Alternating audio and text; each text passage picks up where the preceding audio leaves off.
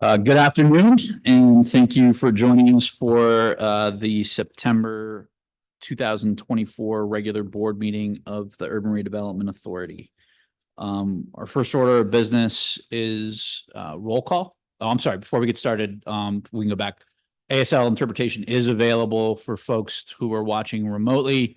As you see the name on the screen, make sure to just pin that person to your Zoom and you'll be able to follow along. First order of business is roll call.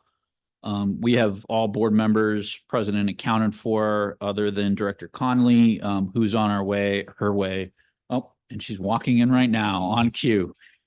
So we have every board member present and accounted for, including Director Connolly. Our next order of business is approval of the August 8th, 2024 URA regular board meeting minutes. May I have a motion? We have a second? All those in favor? Aye. Any opposed or abstentions? Then the motion carries. Next is public comment, and I will turn it over to our Executive Director, Nimani Stenger. Thank you, Chairman. Hello, my name is Sushila Nimani Stenger. I'm the Executive Director of the URA. As Chairman stated, we'll move into the public comment portion of our board meeting. As a reminder, the public comment period opens on Monday at 11, the week of the board meeting on our website, and closes at 11 o'clock on the day of the meeting. Members of the public are welcome to provide comment here in person, virtually through the Zoom webinar, or by providing a written comment. All public comments submitted in written form or provided during the meeting will become part of the minutes and meeting record for today's board meeting. Each person providing in-person or virtual comment to the board will receive 3 minutes to speak. I'll facilitate a timer and gently let you know when the 3 minutes is close to ending. If you are registered to provide comment virtually, our staff will unmute your microphone via Zoom so you can provide comment. There may be a brief pause. I do have one written comment from Megan Hammond, and I'm not sure if Megan is on the Zoom or not, but I'm happy to read her written statement, her written comment if she's not on the Zoom. She is on the Zoom. Megan, I'm happy to read your written comment, or you can read it on your own. I will give you 3 minutes if you decide to read it.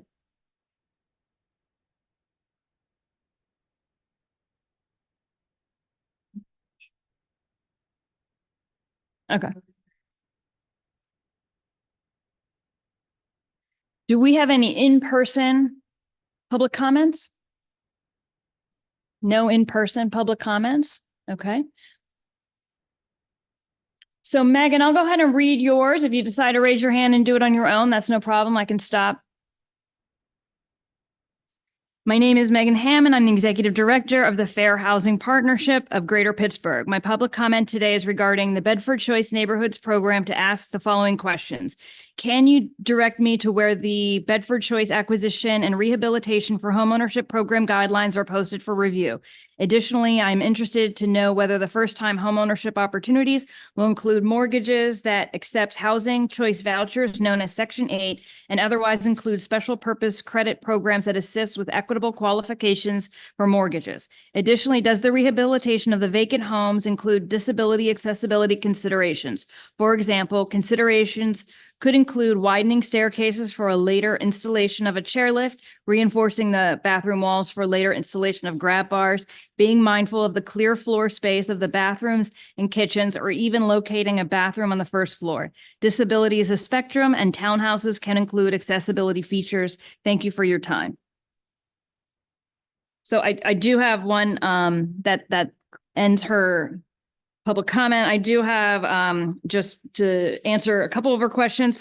We did have last minute revisions after some legal review to the guidelines. Those guidelines are now posted on our website. And Megan, we can have someone send you the link to those guidelines. Are there any other public comments today? Okay. Nothing? Okay, that concludes our public comment period. Thank you. I also want to note for the public that the URA board met in executive session on Friday, September 6th. Purpose of the meeting was for briefing purposes only related to today's agenda. So we'll move into announcements. We have a number of these today. The first of which is related to an RFP for structural evaluation on a block for Bedford Avenue, and Brandon Wilson is joining us for this. Good afternoon. My name is Brandon Wilson, and I am a project manager with the Development Services Division. I am announcing the release of a request for proposals for the urgent structural and building envelope assessment of the 2700 block of Bedford Avenue. We'll be releasing an RFP on September 13th, 2024 on our public bidding platform, Ion Wave Technologies. Proposals are due by October 1st, 2024. The URA is seeking a registered engineering professional to retain as a consultant for a comprehensive structural and building envelope assessment of the properties located on the 2700 block of Bedford Avenue. The scope of this assessment will include a general structural condition assessment, a list of the damaged and deteriorated items of the buildings to prioritize for repair, a schematic drawing of each property, and a repair and reconstruction opinion of probable cost. For some added context, there are 15 properties located on the block, 3 of which are owned by the Pittsburgh Housing Development Corporation, or PHDC, 5 by the Hill Community Development Corporation, or Hill CDC, and then an additional 7 that are privately owned. At least 2 of these properties require urgent stabilization to withstand the elements over the winter. The rehabilitation and repair of these properties will be funded by the Bedford Choice Neighborhoods Initiative grant. The URA, PHDC, and Hill CDC properties will be rehabilitated and sold to first-time home buyers. The 7 privately owned properties are intended to go through the Bedford Choice Facade Repair and Renovation Program.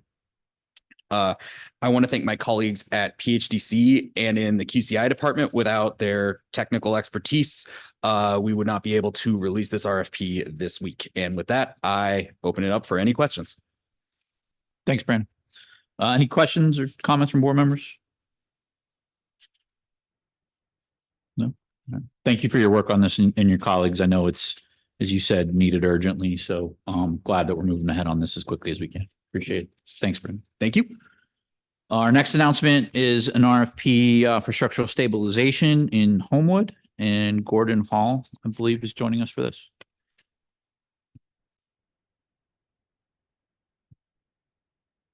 Good afternoon, board. My name is Gordon Hall, and I'm a project manager with Development Services.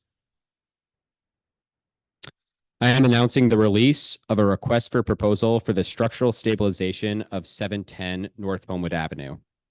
We will be releasing the RFP on September 24th, 2024 on our public bidding platform, Technologies. Proposals are due by the end of the day on Friday, October 25th, 2024. The URA is seeking a design build firm to provide a consulting, design, and construction services to structurally stabilize the 3-story mixed-use building at 710 North Homewood Ave. The precise scope of work for this project is contingent upon the proposals submitted for the North Homewood Avenue demolition and site remediation RFP, which are due on September 20th, 2024. This was an announcement I made at the August URA board meeting. The scope of work in this RFP is part of a larger effort along the North Homewood Avenue corridor. In January of 2024, the URA secured $2 million in ARPA funds for the North Homewood Avenue Business District. The URA is spending these funds to conduct pre-development activities on 35 publicly owned parcels on a 4-block stretch between Susquehanna Street and Frankstown Avenue. The purpose of this ARPA-funded work is to remediate blighted, publicly owned properties along the business district and to demolish structures that pose a threat to the community due to their conditions, as well as stabilize those that can be salvaged. The goal of this work is to create future development opportunities by providing the Homewood Avenue Business District with clean, development-ready sites assembled for future projects. Lastly, I want to thank my colleagues in the QC&I and legal department. Their technical expertise and guidance have been critical to moving this effort forward. With that, I'll pause for any questions and comments. Thanks, Gordon. Any questions or comments from board members? All right. Thanks for your work on this. It's exciting to see this move forward as we're doing the rest of the work on North Homewood Ave. So appreciate it. Thank you. Our next announcement is an invitation to bid now in Swisstown Park for the solar remediation project, and Lily Friedman's joining us for this. Good afternoon, everyone.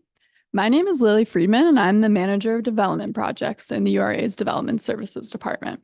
Today, I'm excited to announce an invitation to bid on construction management, construction inspection services for the Swisstown Park Solar Remediation Project. The goal of the invitation to bid is to solicit quotes from a firm qualified to perform the following scope of work: office support, including administration of biweekly progress meeting, pre-construction and closeout activities, management, coordination of construction activities and schedules with the on-site contractors, as well as field management and/or inspection of safety procedure, traffic control, and erosion and sedimentation control requirements. The invitation will be issued via Ion Wave, linked to our website, and publicly advertised in September 2024. Bids will be due in October 2024. That concludes today's announcement on this invitation to bid. Thank you for your time this afternoon. Thanks, Lily. Any questions or comments from board members? No? Thanks so much. Appreciate the Thank work you. on this. It's exciting to see the next step in getting this project done. Our next announcement's related to 2025 low-income housing tax credit pre-application, and I will turn it over to Chief Wassler for this. Thank you, Chairman. The URA's Residential Lending and Investment Unit is excited to announce the opening of the URA's 2025 Low-Income Housing Tax Credit Pre-Application Round. The application period is approximately 30 days long and opens on Monday, September 16th, 2024, and closes Friday, October 18th, 2024 at 5 p.m. Eastern Standard Time. These pre-applications allow the URA to forecast gap funding needs for City of Pittsburgh low-income housing tax credit applications, and it also assists URA staff with coordinating transfers of city or URA-owned land for these projects. There are two different types of low-income housing tax credit or LIHTC applications that PHFA administers, a 9% and a 4%, with the 9% LIHTC tax credit program being highly competitive and the 4% being considered as of right. We will be accepting URA pre-applications for both during our application round. This year's applicants can submit responses and backup documentation through our web-based pre-application form accessible at ura.org/pages/residential-development. Again, all applications are due. The round will open Monday, September 16th and close Friday, October 18th. I'd like to extend sincere thank you to housing staff Ben Payton, Matt Reitzel, and Jared Clayton for their work in preparing for this round to open. I'm happy to take any questions that anyone has. Thank you. Any questions or comments from board members? When do we have a sense of when PHFA's round will open?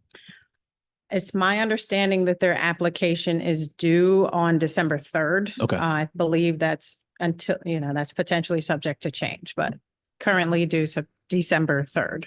Okay, great.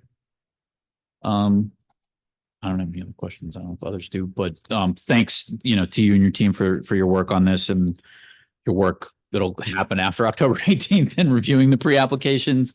I know it's a lot to do ahead of time, but it certainly helps to organize and us with our advocacy efforts, as we were talking about before the board meeting, which, the city's been incredibly successful on the last two rounds, in getting, 6 awards each time. So for our development partners that are watching or unaware, encourage you to get the pre-applications in because it just helps us to be better advocates with the state when the time comes. So thank you. Our next announcement is related to our commercial lending, and Sienna Kane is joining us for this.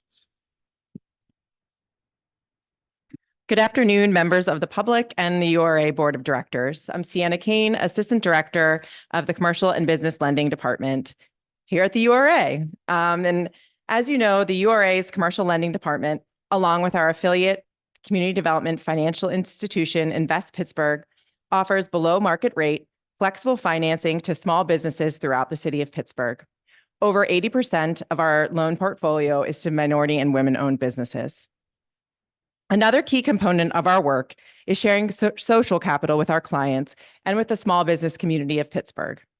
Through partnerships with Chatham Center's Women for Entrepreneurship and Neighborhood Allies, we offer free technical assistance or business counseling to support nascent and growing businesses, regardless of their use of our loan products.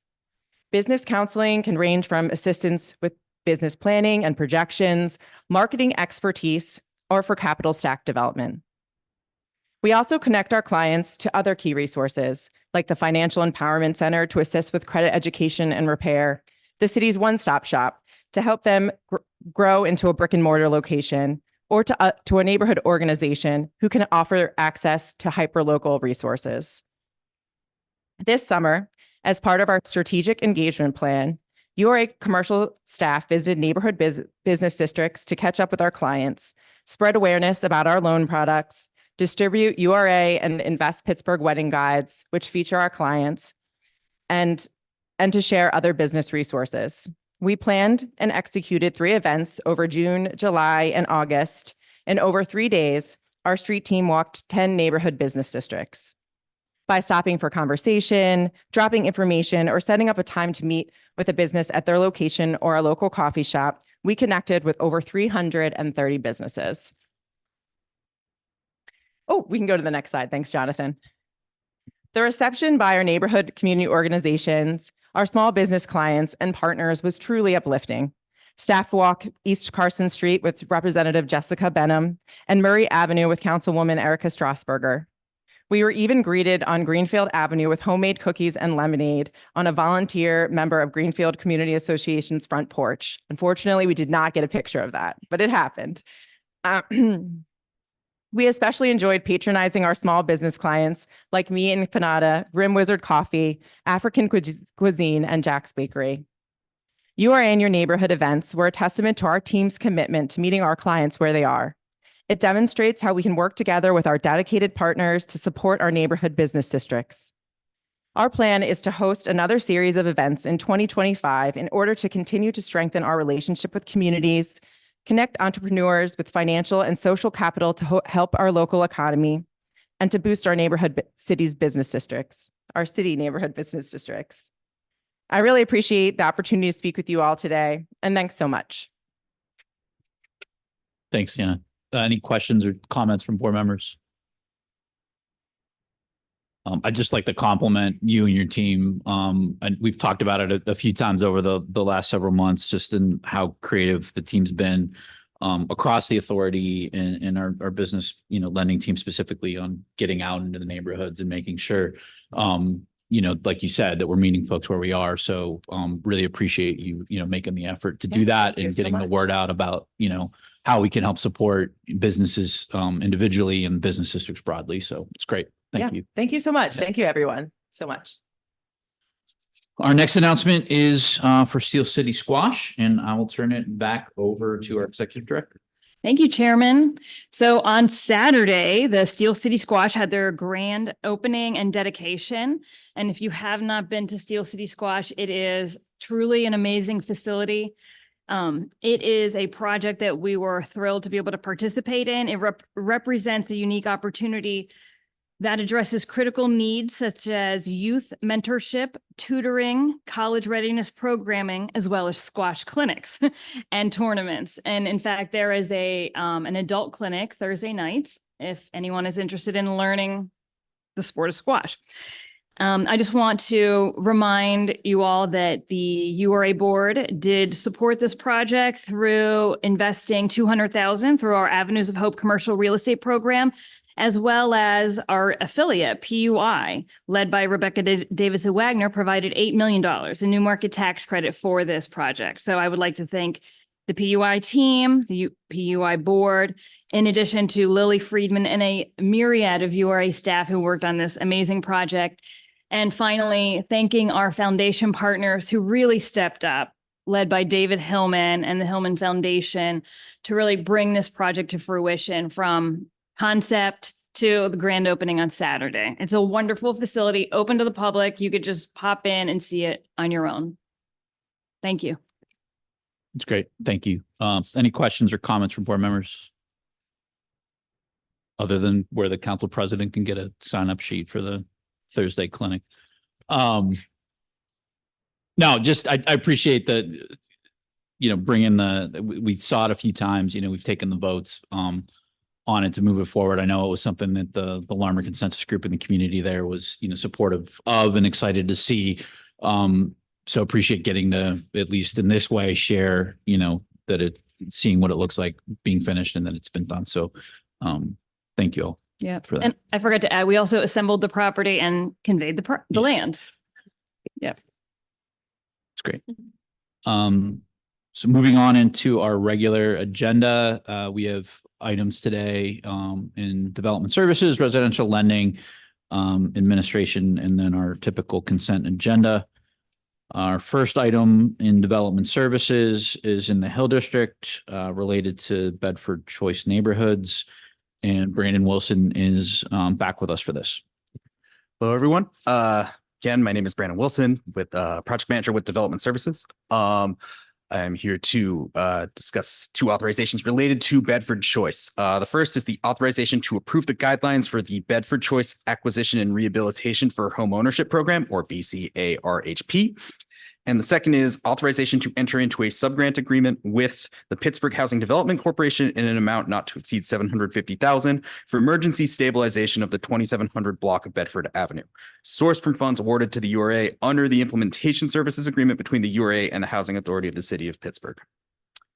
In July of 2023, the City of Pittsburgh was awarded $50 million in Choice Neighborhood Implementation Grant funding by the U.S. Department of Housing and Urban Development, or HUD. The URA is the neighborhood implementation entity for this grant, and we will be deploying $7.5 million in Choice Neighborhood funding for critical community improvements, or CCIs, which serve the entirety of the Choice Neighborhood boundary. With the help of the community and our other implementation partners, which includes the Housing Authority of the City of Pittsburgh, the City of Pittsburgh, Trek Development, and Allegheny County Department of Human Services, we developed 4 critical community improvements. Today, the URA is seeking approval for the guidelines for one of these critical community improvements, the Bedford Choice Acquisition and Rehabilitation for Homeownership Program, which will be known as the BCARHP. The objective of the BCARHP program is to increase homeownership in the Hill District while preserving the existing housing stock. The first phase of BCARHP will utilize Choice Neighborhood funding to stabilize and rehabilitate 5 of the townhomes on the 2700 block of Bedford Avenue owned by the Hill Community Development Corporation and 3 townhomes owned by the Pittsburgh Housing Development Corporation on the same block. Priority will be given once the homes are rehabilitated to first-time homebuyers who are residents of Bedford dwellings and of the Hill District. Stabilization is planned to address 7 privately held row homes as well that are attached to the row homes that are being developed for first-time home ownership. Those privately owned row homes will be prioritized for the first round of Bedford Choice Facade Repair and Renovation Program that will serve existing homeowners in the entire neighborhood boundary, and that came before the board. The guidelines for that program came before the board for approval in June of 2024. Once rehabilitated, all vacant housing rehabilitated under this program will be marketed and sold to first-time home buyers at or below 80% AMI. Rich Snipe, Executive Director of the Pittsburgh Housing Development Corporation, is also available to speak about work on the 2700 block of Bedford Avenue. Thanks, Brandon. Hi, Rich. Good afternoon, everyone. I am Richard Snipe, the Executive Director of the URA's Pittsburgh Housing Development Corporation. We, along with our community partner, the Hill CDC, were anxious to get this important work underway. realize the importance and the need for this units to be stabilized and also to be able to provide quality housing for families. I did a quick look back. These units have been standing for 94 years. And when this work is done, we anticipate they'll be there for another 94 years, again, providing quality, affordable, for sale housing for the residents of the Hill District. If you have any questions, be more than happy to try to answer them for you this afternoon. Thanks, Rich. Thanks, Brandon. Questions or comments from board members? No questions.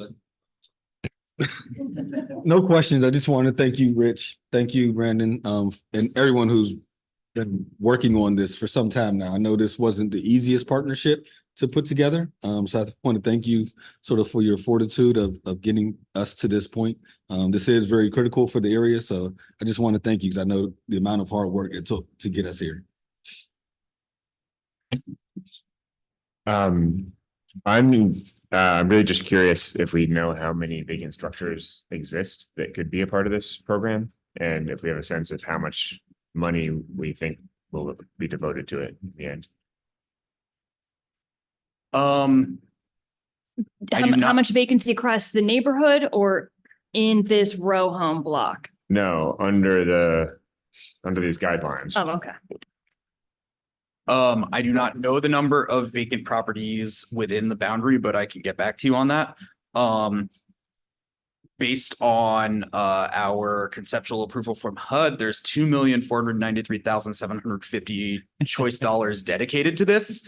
So that's the amount that we'll have to use.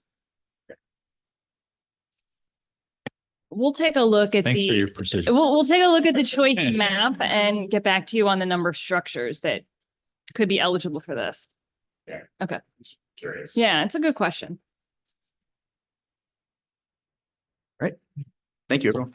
I'd just like to echo the councilman's comments on everyone working to bring it together. I know, it's through the HUD process, through the community process.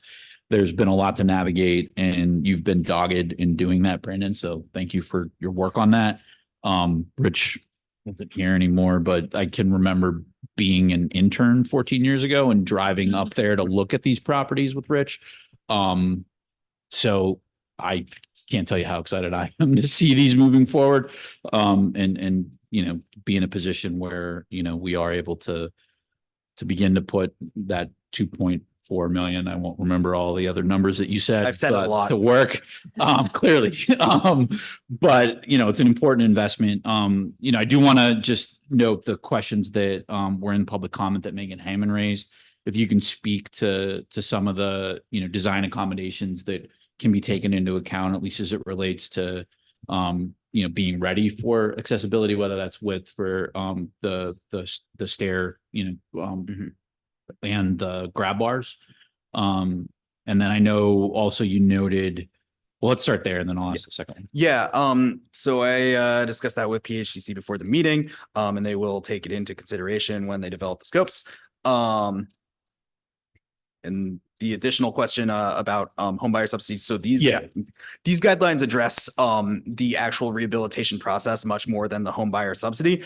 So the homebuyer subsidy still has the potential to be built out and include the suggestions. I was gonna ask in a bit of a different way, just because you said within it that existing Bedford dwelling residents, who would be able to sort of move into home ownership would be prioritized. So I guess implicit within that would be the ability to leverage some of the assistance that they're currently receiving or, would be ported out. I'm just understanding that maybe a bit more when we do get to that point of the buyer support and how we look at that. And if we're able to follow up with Megan on the specifics, I think that'd be good. So, right. So how many units are here on the 2700 block? That's 6. For new homeowners, there will be 8. But this initial $750,000 is just for emergency stabilization right off the bat. Yes. Okay. Do we have any sense of how, maybe a better way to ask my original question is if we spent the whole 2.4 whatever $million, how many rehabs could we actually do in the neighborhood? We don't have a sense of that. And that is largely because we are working quickly to stabilize these and don't yet have a full sense of the scope for them. Okay, thanks. Any other questions or comments from board members? Okay, seeing none, entertain a motion to approve. So second. Okay, all those in favor? Aye. Aye. Any opposed or abstentions? The motion carries. All right, thank you, everyone. Our next item on the agenda is in Homewood, 6957 Hamilton Ave, and Maya Fuse is joining us for this. Good afternoon, everyone. My name is Maya Fuse, and I'm a project manager in the Neighborhood Development Department. Today, I'm requesting authorization to enter into exclusive negotiations with Think Plus Design LLC or a related entity for a period of 6 months for 2 publicly owned parcels located along Hamilton Avenue in Homewood. Next slide, please.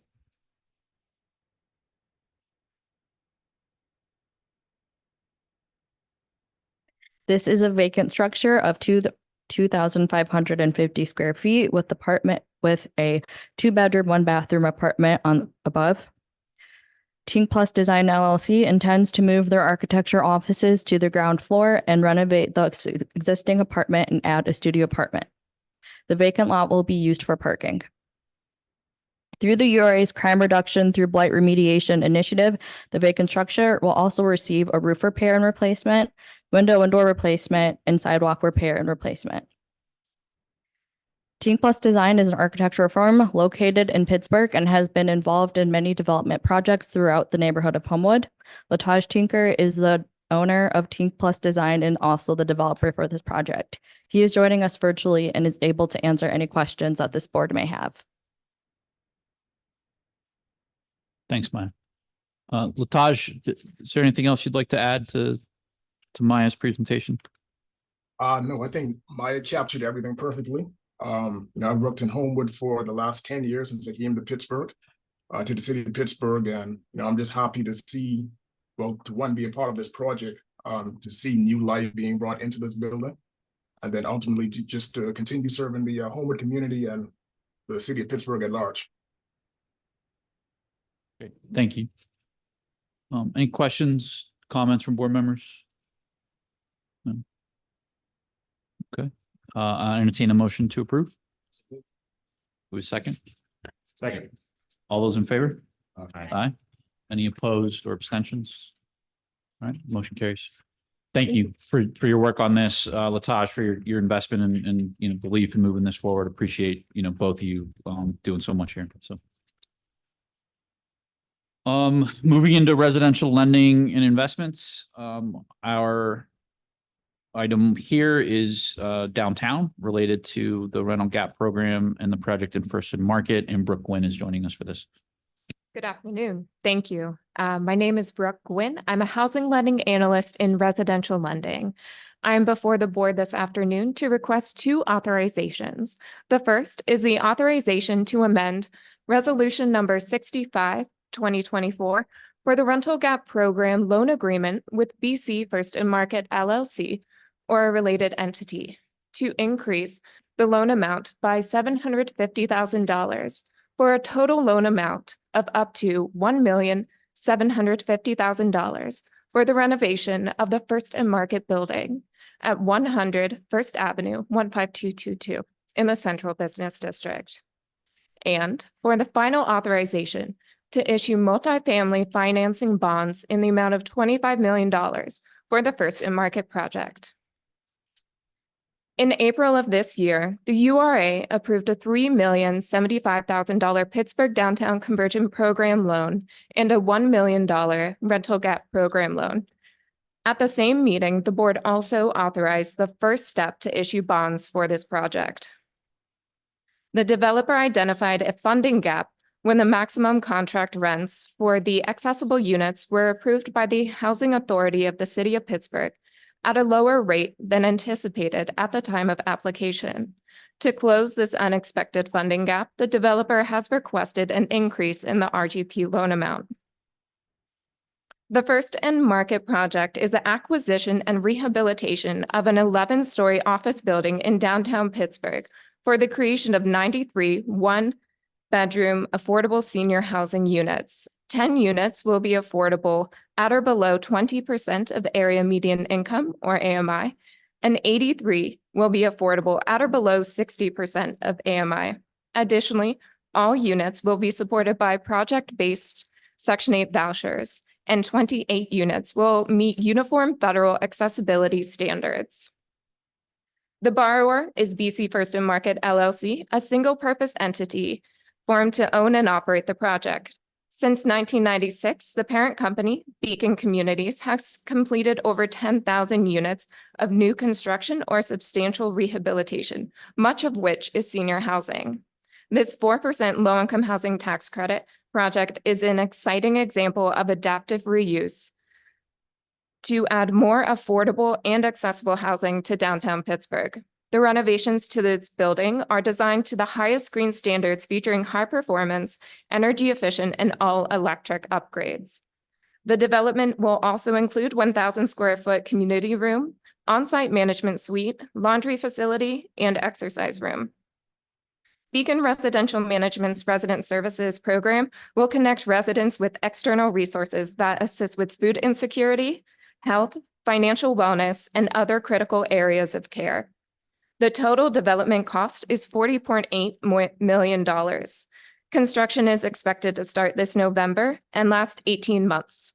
To speak more on this project, Courtney Coslow from Beacon Communities is online. Additionally, Andrew Mayer from Stevens and Lee has joined us virtually to answer any questions related to the bond authorization.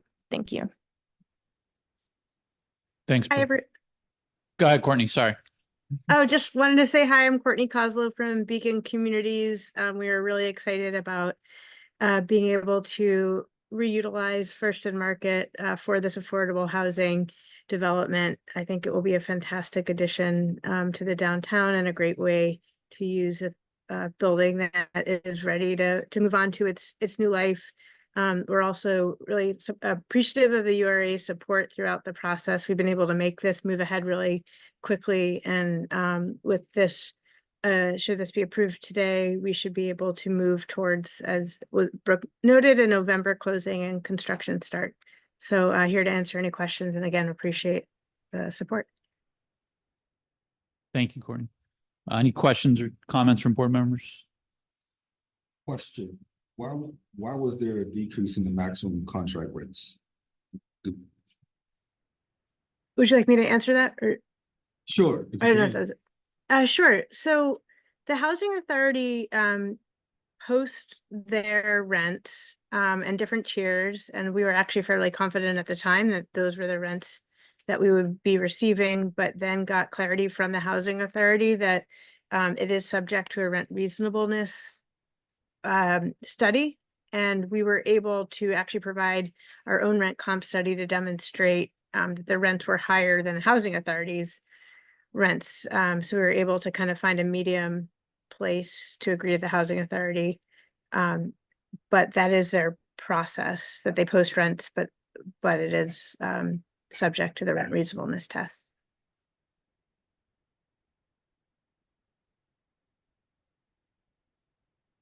I don't know. I have a question. I just wanted to say this is great to see this moving forward, and really great to see this happening downtown.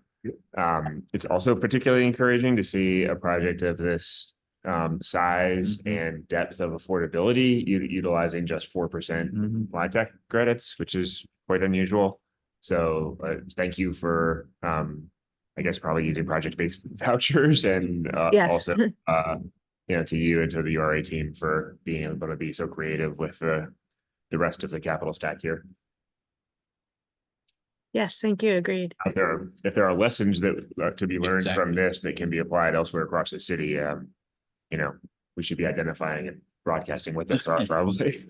Yeah, I would say both the URA and the Housing Authority working in tandem with the different subsidies, both these soft funds that each the URA and the Housing Authority have, plus the project-based vouchers, really are a great combination, and allowed us to not also ask PHFA for soft loans, and that really fast-tracked this project as well.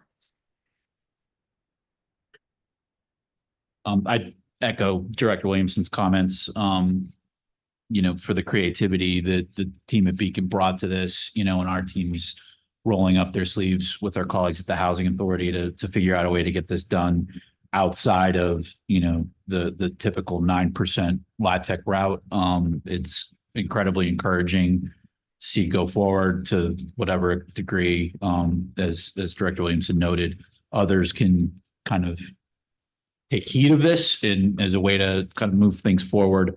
It just helps us bring more resources to bear and do that outside of that competitive process and realize these projects, especially when we're talking about repurposing what would otherwise become vacant buildings downtown, to improve that vibrancy. And another really encouraging thing, aside from the affordability, not that that isn't also incredibly important, is showing that, this is an opportunity, as you're doing here with senior housing, to really build downtown as that multi-generational true 18-hour neighborhood. So, kudos to you all for being outside the box on this and willing to,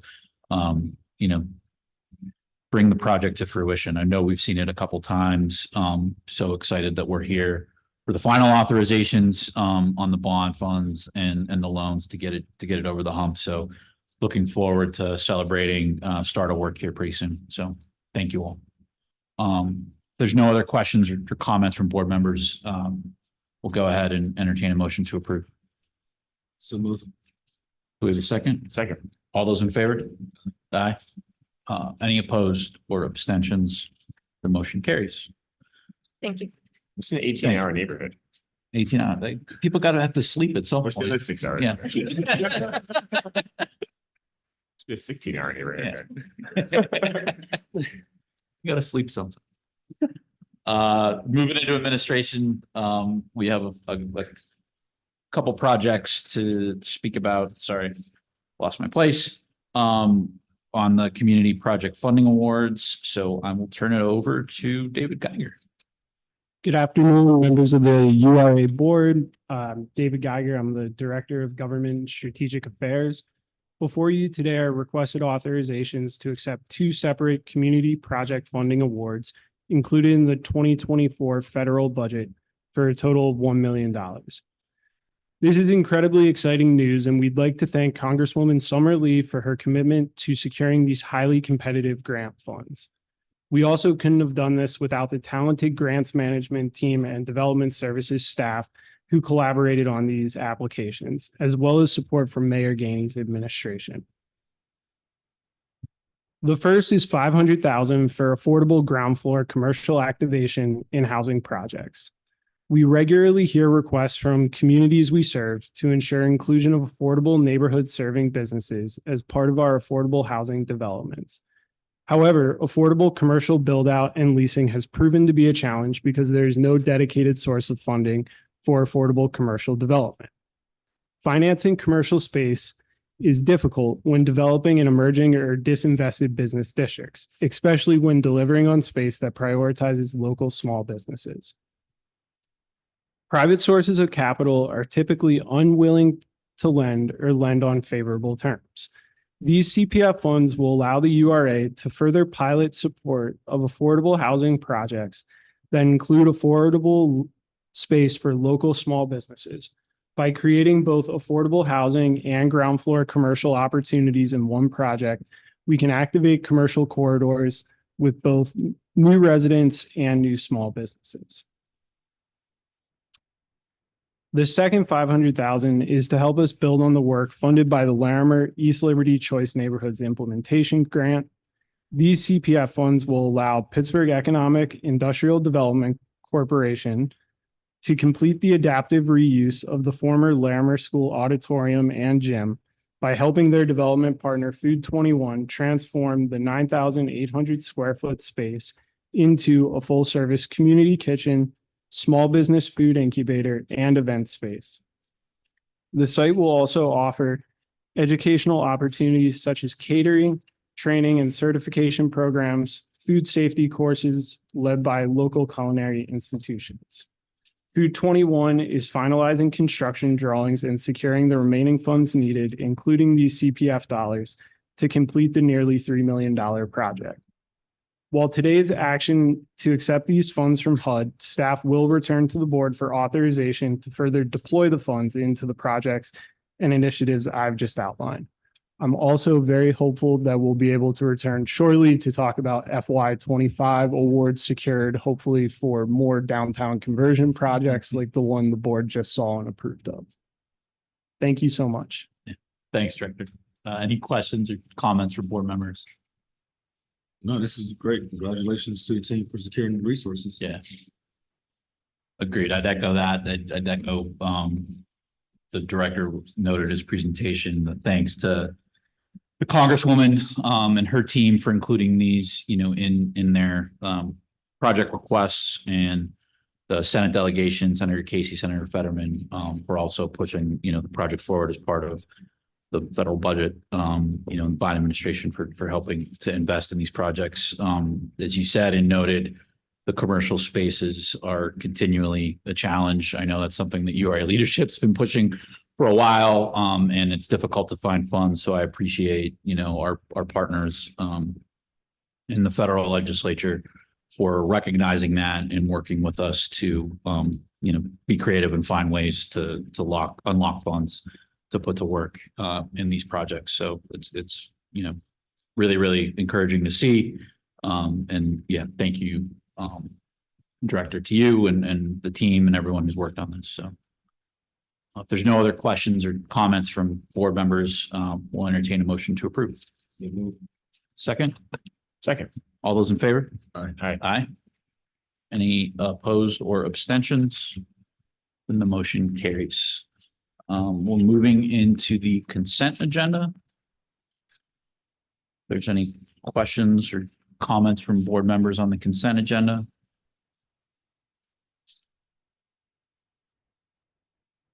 Seeing none, entertain a motion to approve in its entirety. So move. Second. All those in favor? Aye. Okay. Good. Abstain from item 4E, just given my relationship and employment with ACED. For the record, Director Connolly abstained from item 4A on the consent agenda. The agenda passes. That is it for our agenda. So I will entertain a motion to adjourn. So move. Wait a second. Second. We are adjourned. Thank you all for joining us, and we will see you next month.